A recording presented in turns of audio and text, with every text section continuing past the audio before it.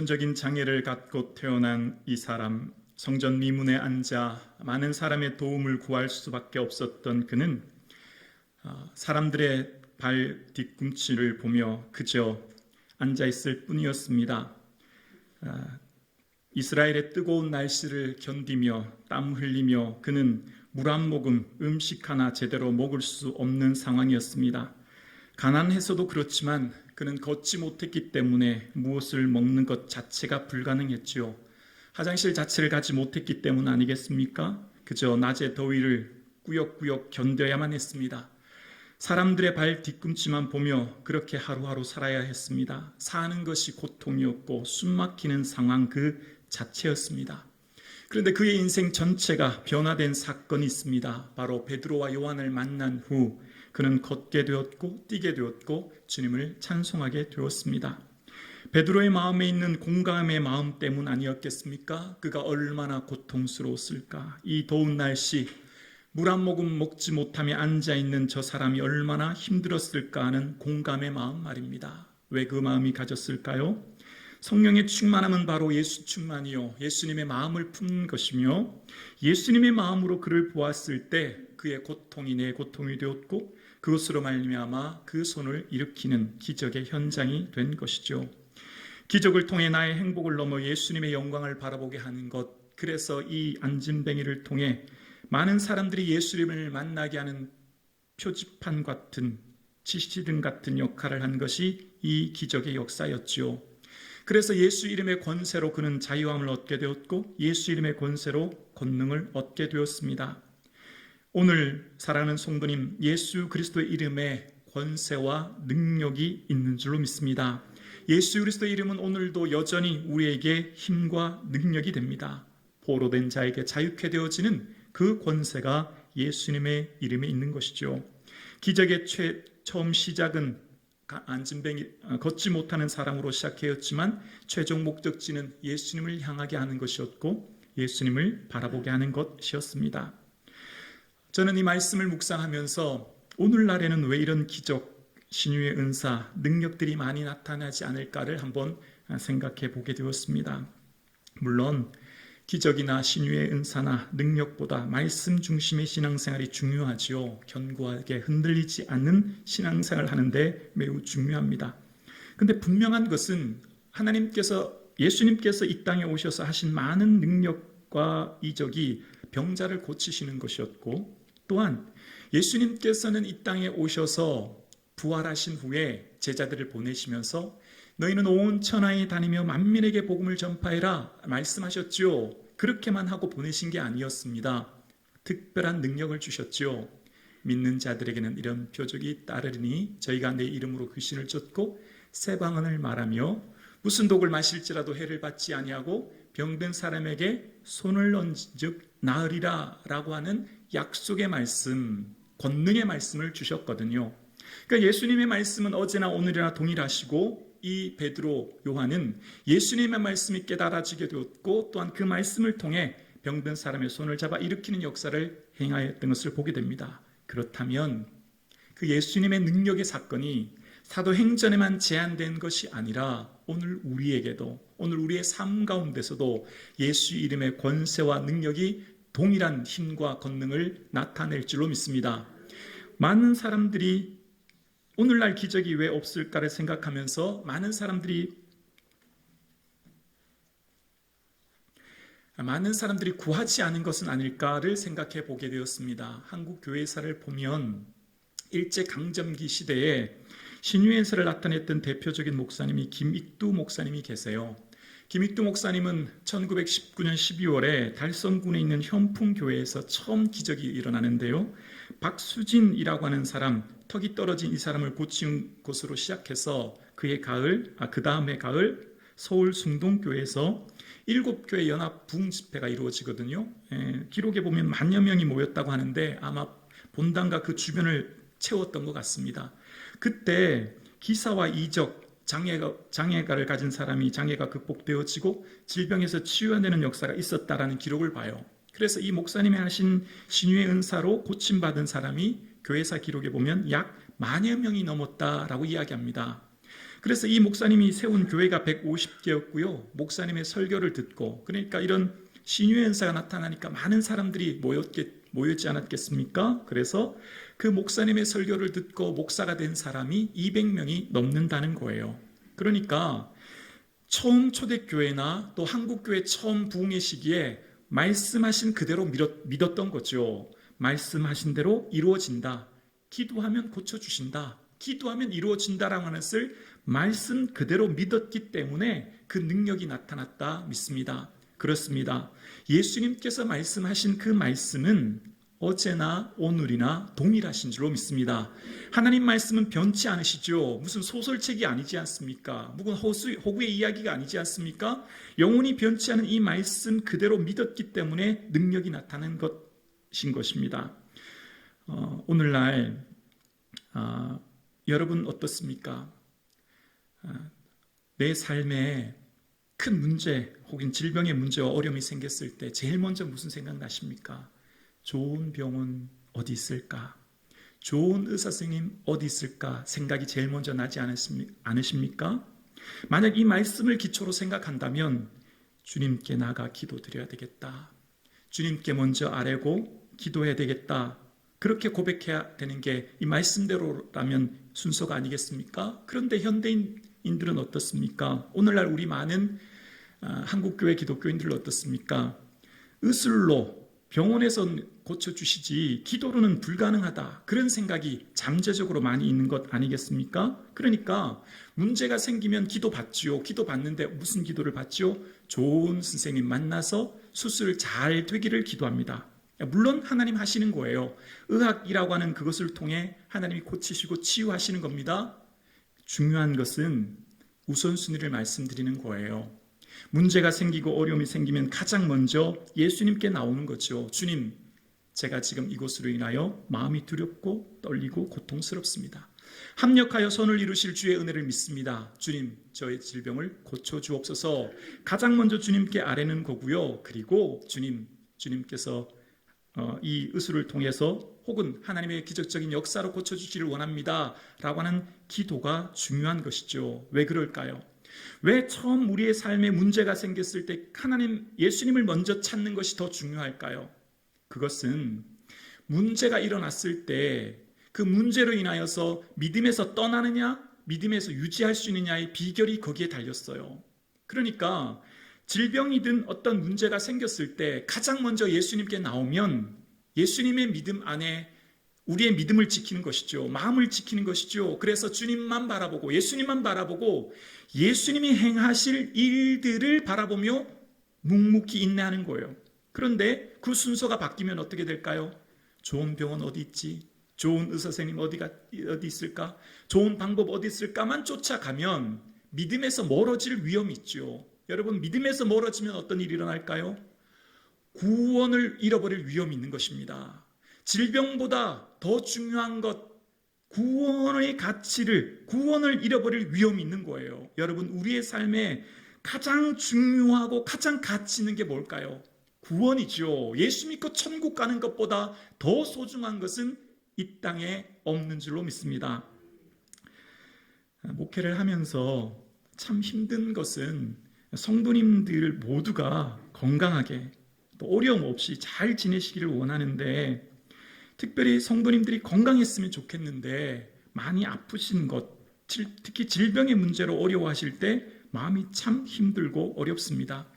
그래서 저는 하나님 저도 고린도전서 12장에 나오는 그런 병 고치는 은사 좀 주세요. 그런 기도도 많이 드렸었거든요. 제가 부끄러운 제 얘기를 좀 하려고 합니다. 처음 제가 부임하고 성도님들을 바라보면서 정말 너무 안타까운 마음에 하나님, 제게 병 고치는 은사를 좀 주시면 하나님의 영광 돌리고 하나님 성도님의 삶에도 하나님 은혜가 나타나지 않을까요? 생각하고요. 제가 금요 성령 기도회를 이렇게 지었어요. 치유와 회복이 있는 금요 성령 기도회, 이렇게 지었습니다. 그리고 저는 정말 하나님의 기적 같은 역사와 능력을 바라고, 그리고 무엇보다도 제게 능력 달라고 엄청 많이 기도드렸습니다. 그리고 1년이 지났습니다. 능력이 안 나타나는 거예요. 무슨 특별한 기적이 없는 거예요. 또 2년이 지났습니다. 그래서 제가 생각했죠. 저에게는 이런 능력이 없구나, 저에게는 이런 은사를 주신 게 아니구나 생각하고는 치유와 회복이 있는 이러한 단어를 뺐습니다. 주보에서. 왜냐하면 그 주보에 내도 이런 능력이 없으니까. 그리고 그냥 금요 성령 기도회라고 하고 이제 한 거예요. 그리고 기도회를 할 때 또 성도님을 향해 뜨겁게 기도할 때 마음에 감동이, 그 성도님을 찾아가 안수기도 해줘라, 이런 감동이 있었는데 하지 않았어요. 왜냐하면 하나님, 저에겐 그런 능력 없는데요, 혹시 했다가 안 되면 어떡해요, 이런 염려가 있었거든요. 그런데 오늘 이 설교를 준비하면서 제가 크게 깨닫고 또 회개하게 되었습니다. 왜냐하면 나면서부터 걷지 못하는 장애우를 고친 것은 베드로가 고친 게 아니에요. 12절 우리 본문을 보면 알 수 있어요. 우리 12절 자막 한번 띄워봐 주실래요? 우리 함께 고백 드려보겠습니다. 시작. 베드로가 이것을 보고 백성에게 말하되 이스라엘 사람들아, 이 일을 왜 놀랍게 여기느냐? 우리 개인의 권능과 경건으로 이 사람을 걷게 한 것처럼 왜 우리를 주목하느냐? 베드로가 고친 게 아니에요. 베드로의 개인의 경공과 능력이 있어서 고친 게 아니라는 거예요. 왜 우리 봅니까? 안진뱅 나면서부터 걷지 못하는 장애우가 성전을 뛰어다니면서 찬양하니까 사람들이 깜짝 놀란 거예요. 어떻게 매일 저 안에 앉아있던 저 장애우가 어떻게 일어났는가? 사람들이 웅성웅성거리죠. 솔로몬 행각에 사람들이 볼때처럼 모였습니다. 그 주인공, 기적의 주인공이 누굽니까? 당연히 베드로와 요한이죠. 어떻게 저 사람들은 저런 능력을 행했을까? 궁금해서 모인 겁니다. 그런데 베드로와 요한이 한 게 아니었습니다. 왜 우리를 봅니까? 왜 우리를 봅니까? 왜 우리 개인의 경건과 능력으로 생각하십니까? 예수로 말미암아 난 믿음이 이 사람을 고쳤습니다. 아멘. 아멘입니다. 제가 이 말씀을 보면서 주님, 그렇습니다. 순종하며 살겠습니다. 그 고백 드렸습니다. 말씀은 그대로 순종하면 순종하는 자를 통해 하나님의 은혜가 나타날 줄로 믿습니다. 베드로가 고친 게 아니었어요. 저는 제게 능력이 있어야, 제게 무슨 특별한 은사와 능력이 있어야 하나님의 놀라운 은혜가 나타날 줄로 생각하고 거기에만 매달렸는데 그게 아닌 거죠. 그냥 순종하면 하나님이 일하시고 고치실 때도 있고 또 의술로 통하여 고치실 때도 있고 맡기는 거죠. 하나님이 다 하시는 거예요. 그 다음은 하나님이 하시지만, 그러나 주의 종이 해야 될 게 뭘까요? 감동을 주시면 순종하는 거죠. 순종하며 나아가는 거죠. 사랑하는 성도님, 우리의 삶에 어제나 오늘이나 동일하신 분은 예수님이시고, 비록 베드로는 순교하였고 천국에가 없지만 그 예수님이 오늘 우리와 함께 하십니다. 누구든지 기적이 일어납니다. 누구든지 말씀 붙들고 기도하면 능력 주십니다. 누구든지 이 말씀 그대로 순종하면 하나님의 능력과 은혜를 경험하게 될 줄로 믿습니다. 말씀은 그대로 믿을 때 하나님의 놀라운 은혜와 능력을 경험하게 될 줄로 믿습니다. 우리 스스로가 말씀을 제한하거나 우리 스스로가 말씀 가운데 할 수 없다는 불가능한 생각을 할 때 이미 그것은 되지 않는 거죠. 그러니까 한국교회 초기 한국교회사에 나타났던 기적이나 능력이 오늘날 없는 이유는 말씀을 많이 공부하고 많이 듣고 알고 있지만 실제 그 말씀을 삶으로 순종하는 것은 좀 부족한 것이 있지 않나 생각해 봅니다. 말씀을 있는 그대로 순종하기보다 이리저리 나의 생각으로 재단하고 이리저리 내 생각으로 판단해서 말씀은 이런 의미일 거야 라고 유추해서 내가 받아들인 것은 아닌가 생각해 봅니다. 여러분, 예수님의 이름에 능력이 있습니다. 예수님의 이름은 사람이 지은 게 아니에요. 주님이 천사로 하여금 요셉에게 알려주신 말씀이죠. 그가 자기 백성을 그들의 죄에서 구원할 자이심이라, 이것이 예수님의 이름인 거예요. 그래서 예수님의 이름을 통해 우리는 죄 사함을 얻습니다. 오늘 이 기적의 역사를 나타냈던 베드로는 이 설교하기 위해 이 설교를 합니다. 19절 말씀 우리 함께 화면을 보면서 고백드려 볼까요? 함께요. 그러므로 너희가 회개하고 돌이켜 너희 죄 없이 함을 받으라. 이같이 하면 새롭게 되는 날이 주 앞으로부터 이를 것이요. 여러분, 우리가 시급하게 생각하는 거랑 예수님이 시급하게 생각하는 거랑 조금 다른 것을 봅니다.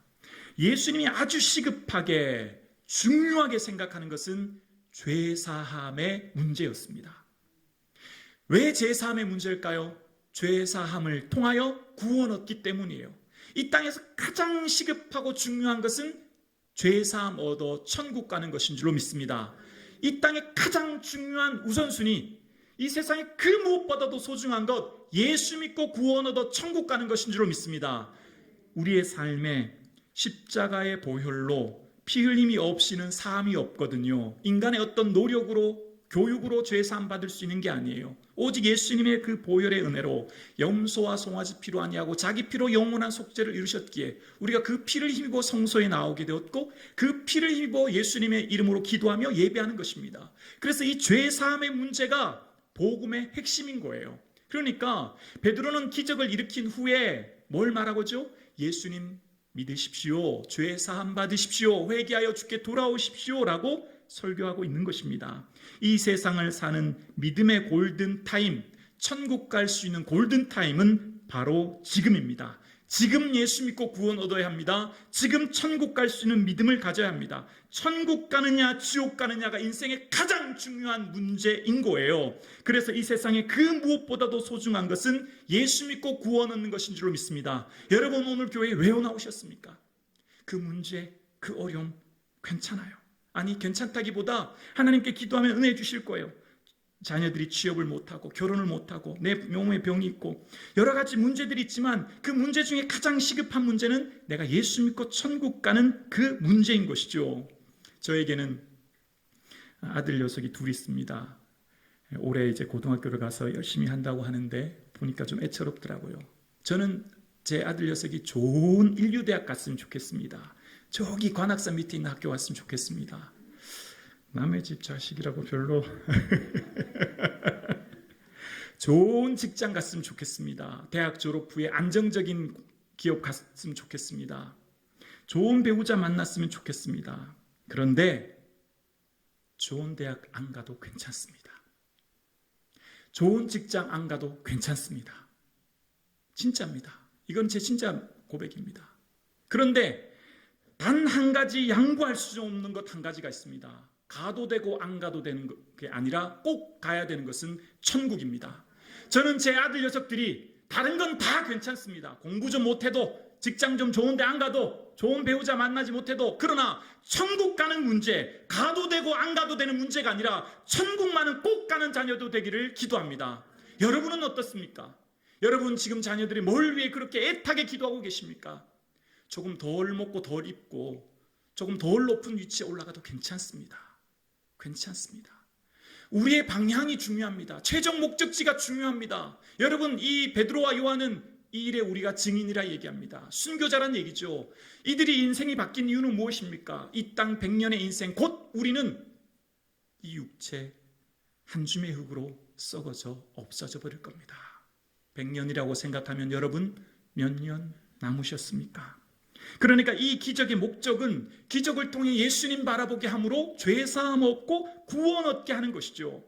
오늘 우리의 삶 가운데 기적을 통하여서 우리의 삶의 진정한 예수 그리스도를 만남으로 구원 얻는 것입니다. 이 땅을 살아가는 가장 중요한 문제는 예수 믿고 구원 얻는 길인 줄로 믿습니다. 사랑하는 성도님, 우리 성북중앙교회 온 성도님, 단 한 분도 구원에 탈락하지 않고 단 한 분도 놓치지 않고 다 천국 가는 은혜가 있기를 주의 이름으로 축원합니다. 예수 믿고 천국 가는 것이 이 세상 그 어떤 것보다 가장 소중한 것인 줄로 믿습니다. 여러분의 자녀를 위해서도 예수 믿고 천국 갈 수 있도록 기도해 주시기를 원합니다. 이것이 그 어떤 것보다 소중하며 가치 있는 것인 줄로 믿습니다. 그렇습니다.